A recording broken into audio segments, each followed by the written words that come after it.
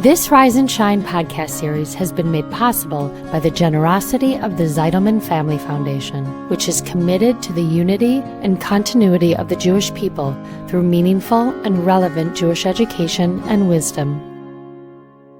Can you resist the urge to rationalize your actions and ask for forgiveness? Boy, can it be embarrassing.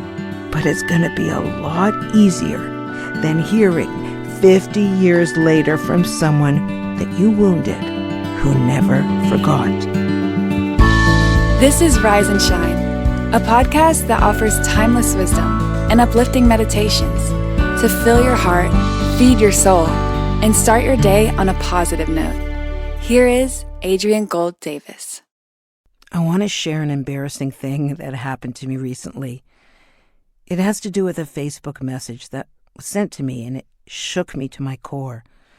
It was a response to a reel that I'd put out, talking about how to best create unity with one's circles, and it was a plea for kindness to bring healing to our broken world. And the message that she sent said simply this: I am glad you turned out to be a decent person. You bullied me at summer camp. My blood ran cold. I felt like I was going to throw up. You see, I didn't recognize or remember the name of the woman who wrote me, nor did I remember the incident. But I immediately answered her, nevertheless. Here's what I said. I said, "Oh, dear God, no. I am about to light my Shabbat candles, but I would still value speaking with you on Sunday. And while I don't remember, I would like and value the opportunity for you to tell me so that I can apologize and attempt to make right something that is clearly long overdue. In the meantime, I beg for your forgiveness. The worst tragedy is that I don't remember. Let me make this right." And I never heard back from her. For the week that followed, I scoured my memory for any incident that I might have repressed. I remembered an incident in 3rd grade when I was in a toilet stall at school and I heard a bunch of girls bullying a little girl in my class. They were making fun of her, mocking her. And to my shame, I lifted my feet up off the floor so no one would know I was there, so that I wouldn't be expected to join in or stand up for her. I spent most of my life ashamed of that moment. And you know, about 10 years ago, I sought this girl out on Facebook. I reached out and I told her how sorry I was for hiding from her pain. She didn't remember either me or the incident. But summer camp? Nothing came to mind. And then, like a wave of nausea in my consciousness, I remembered a girl whose food packages we used to pillage. We mocked her because she, a 12-year-old, brought a teddy bear to overnight camp. The strange thing is that I remember feeling so helpless and insignificant at camp and couldn't imagine being perceived as having any power anyway, no ability to hurt anyone. I was always feeling rejected myself. I could not imagine my actions being responsible for anything meaningful. And while this is the only memory I could dredge up, I realized that it might well be that girl who was writing to me. And it struck me that we can often feel shame for incidents that no one else remembers or even noticed, or blindsided by ones we thought nothing of ourselves. The point is this: we may have no idea what's being held against us, nor any way of apologizing if we don't know. And that brings me to the paragraph that we say before we say the nighttime Shema Yisrael prayer, the prayer that we end our conscious waking moments with before sleep. I always knew it was significant, but now it's come alive for me personally. It goes like this: Master of the universe, I hereby forgive anyone who has angered or vexed me or sinned against me, either physically or financially, against my honor or anything else that is mine, whether accidentally or intentionally, inadvertently or deliberately, by speech or by deed, in this incarnation or in any other. Any Israelite, may no man be punished on my account. May it be your will, Lord my God and God of my fathers, that I shall sin no more, nor repeat my sins, neither shall I again anger you, nor do what is wrong in your eyes. The sins I have committed, erase in your abounding mercies, but not through suffering or severe illnesses. May the words of my mouth and the meditation of my heart be acceptable upon you, Lord, my strength and my Redeemer. In the past, I've said these words with feeling, but not with the understanding.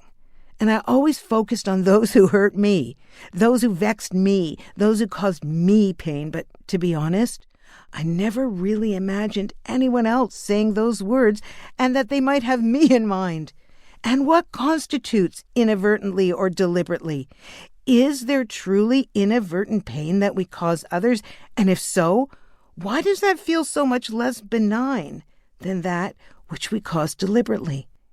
I think that when we cause deliberate pain, we rationalize our behavior and diminish the dissonance that we feel by excusing it as being, well-deserved. For example, someone's hurt you repeatedly, so you take pleasure in their downfall.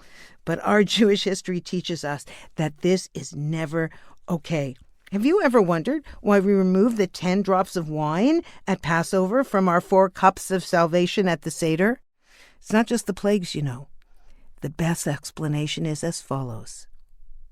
As each of the 10 plagues is mentioned, we each remove a drop of wine from our wine cups to express that even while we glory in our liberation, we do not gloat or celebrate over the misfortune suffered by our oppressors. And what of inadvertent pain? On the simplest of levels, this means that which we didn't mean to do, that which we did without awareness or without intent. But according to Jewish teachings, we need to take responsibility for all of our actions and acknowledge that all things can be neutral until we use them for good or for not so good. Moving through life unconsciously, not being hyper-aware of our sins of neglect, our passive bystander lifting of our feet in the toilet stall moments, those count too. Not to live with paranoia, afraid that somehow we may have inadvertently hurt someone, but instead to live life with heightened awareness of what the moment in front of us calls for. The person standing alone in the corner needs, the situation everyone else is turning from that requires some action. This week, can we take a good, long look back into our consciousness and try to think of who in your life you may have caused pain, either intentionally or inadvertently? Can you resist the urge to rationalize your actions and reach out and ask for forgiveness? It's tough, and boy, can it be embarrassing. But it's going to be a lot easier than hearing 50 years later from someone that you wounded who never forgot. May we all look backwards and forwards in our intentions to heal both ourselves and our fellow human. Thanks for listening to Rise and Shine. Don't forget to rate, review, and subscribe to Momentum Podcasts on Apple, Spotify, or wherever you get your podcasts. Join Adrienne again next time for more timeless wisdom and uplifting meditations that fill your heart, feed your soul, and start your day on a positive note. This podcast was sponsored by the Zeidelman Family Foundation.